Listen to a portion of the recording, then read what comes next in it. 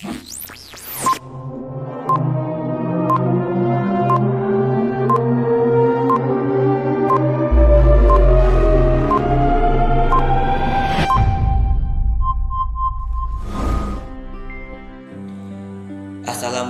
warahmatullahi wabarakatuh. Bertemu lagi dengan saya Samsudinor. Pada pertemuan sebelumnya kita telah belajar tentang usaha dan energi pada gravitasi. Nah, pelajaran kali ini masih berhubungan dengan dinamika rotasi. Tapi sebelum lebih jauh, saya ingin bertanya dulu. Pernahkah kalian melihat seorang penari balet baik secara langsung atau melalui internet ataupun melalui televisi? Nah, bisa kita lihat, bisa kita bayangkan, tarian balet itu sangat indah. Apa sih yang membuatnya indah? Salah satu gerak yang membuat tarian balet indah adalah gerakan tangan. Nah, gerakan tangan tersebut bisa kita hubungkan dengan konsep fisika. Lalu apa hubungannya gerakan tangan penari balet dengan materi kali ini? Nah, untuk lebih jelasnya, yuk simak video berikut ini. Momentum sudut. Sebelum lebih jauh, masih ingatkah kalian apa itu momentum? Nah, momentum adalah besaran yang mengukur seberapa sulit untuk menghentikan benda. Besaran yang mengukur seberapa sulit untuk menghentikan benda disebut momentum. Nah, lalu bagaimana bunyi hukum kekekalan momentum? Jadi bunyinya adalah jika tidak ada gaya luar yang bekerja pada sistem, maka momentum sistem adalah kekal. Lalu bagaimana sih hubungan momentum dengan integrasi Islam? Nah, terdapat pada surat Al-Jathiyah ayat 22 yang bunyinya wa khalaqallahus samawati wal ard bil haqqi wa tujza kullu nafsin bima kasabat wa hum la yuzlamun, yang artinya dan Allah menciptakan langit dan bumi dengan tujuan yang benar dan agar dibalasi tiap-tiap diri terhadap apa yang dikerjakan dan mereka tidak akan dirugikan. Surah Al-Jathiyah ayat 22 merupakan penjabaran interaksi yang terjadi di alam secara lebih luas. Interaksi tidak sekedar saling mengaruh-pengaruhi, namun juga saling memberi dan saling menerima antara manusia, makhluk, ataupun benda. Apa hubungannya dengan momentum sudut?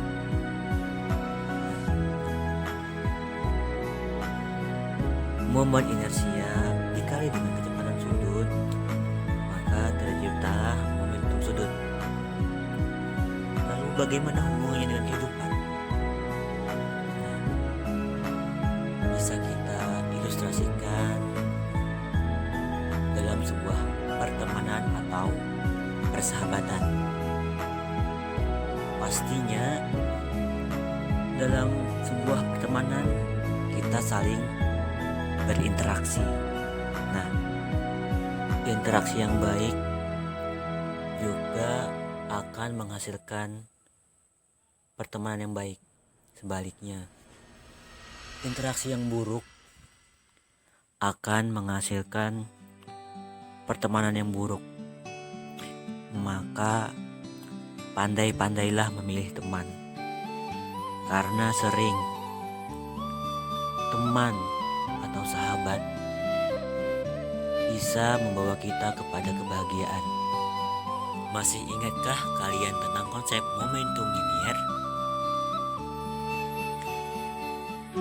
Apabila sebuah benda bermassa yang dilambangkan dengan M bergerak translasi dengan kecepatan sebesar yang dilambangkan dengan V, benda tersebut akan memiliki momentum yang besarnya bergantung pada massa dan kecepatan benda.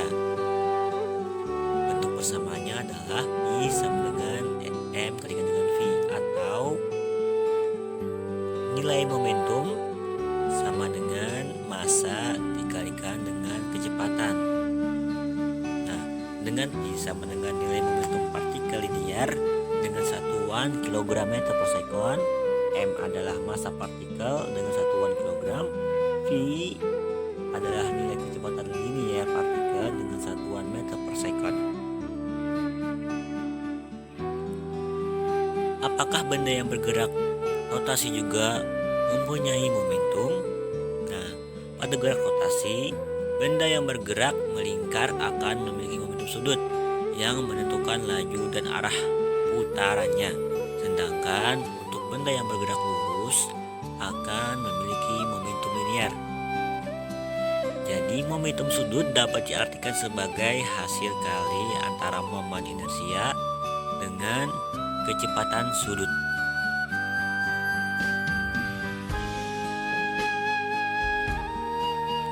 Rumusnya adalah L sama dengan I dikalikan dengan omega. Dengan L adalah momentum sudut, I adalah momen inersia, dan omega adalah kecepatan sudut. Nah, dalam notasi vektor, momentum sudut merupakan hasil perkalian silang dari vektor posisi partikel terhadap poros yang dinamakan dengan R dengan momentum sudut linear partikel yang dinamakan dengan P. Yang rumusnya adalah L sama dengan R dikalikan P, dengan R adalah jarak partikel ke poros atau jari-jari rotasi dengan satuan meter, dan P adalah momentum linear partikel dengan satuan kg/meter per second.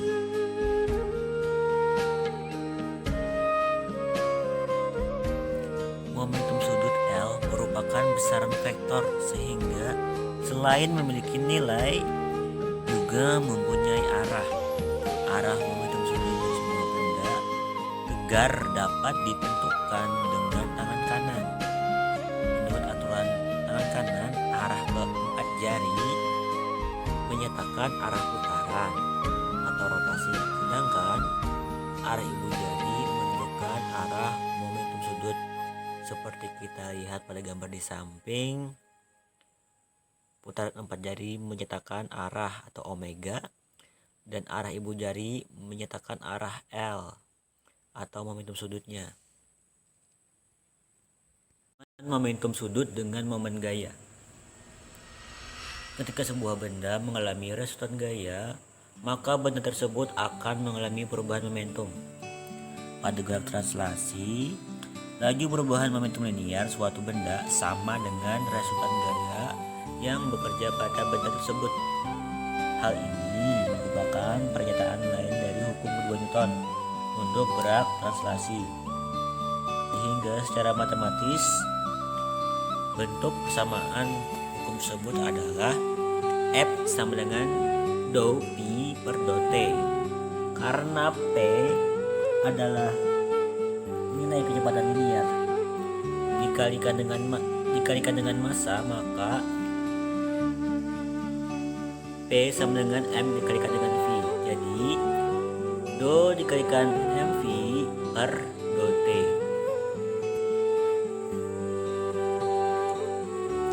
Karena V sama dengan R dikalikan dengan omega, maka persamaan di atas dapat dinyatakan sebagai berikut.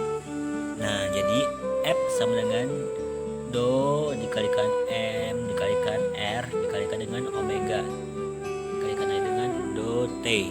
Mengalihkan kedua ruas persamaan di atas dengan R, maka F sama dengan M R kuadrat dikalikan dengan omega per dou T. Fr sama dengan dou mr kuadrat dikalikan dengan omega per dou T. Karena Fr sama dengan tau, maka mr kuadrat sama dengan I. Kemudian persamaan di atas dapat kita nyatakan Fr sama dengan I dikalikan dengan omega per dot T. Karena kenapa jadi I? Karena mr kuadrat adalah I. Karena I dikalikan dengan omega sama dengan L, maka hubungan momentum sudut dengan moment gaya dapat dinyatakan dengan persamaan Fr sama dengan do L per do T. Hukum kekekalan momentum sudut. Pada gerak translasi, jika suatu sistem benda tidak mengalami resultan gaya luar atau dengan persamaan F sama dengan do P per do T sama dengan 0, maka besarnya momentum linier sistem benda tetap kekal. Pernyataan ini kita kenal dengan hukum kekekalan momentum linier. Sedangkan pada gerak rotasi juga berlaku hukum kekekalan momentum sudut yang menyatakan bahwa jika sistem benda yang sedang berotasi tidak mengalami momen gaya luar, maka tau sama dengan do L per do T sama dengan 0, maka besarnya momentum sudut sistem benda tetap atau tidak mengalami perubahan. Nah, dengan rumusnya L0 sama dengan L1, I0 kalikan dengan omega 0 sama dengan I1 dikalikan dengan omega 1.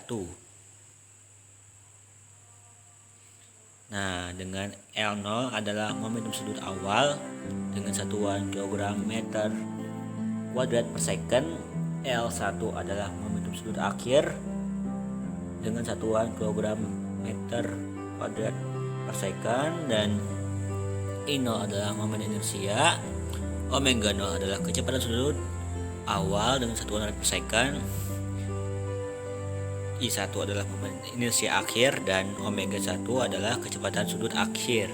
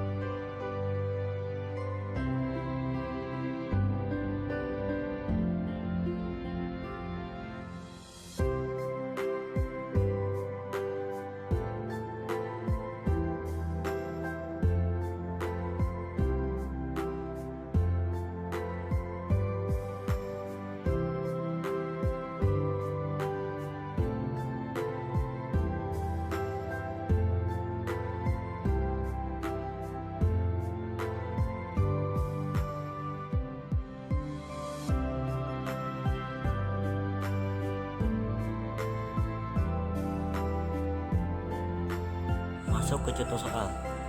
Sebuah benda tegar yang memiliki momen inersia sebesar 10 kg meter pangkat 2 berotasi dengan kecepatan sudut sebesar 10 rad per second. Hitung momentum sudut benda tegar tersebut.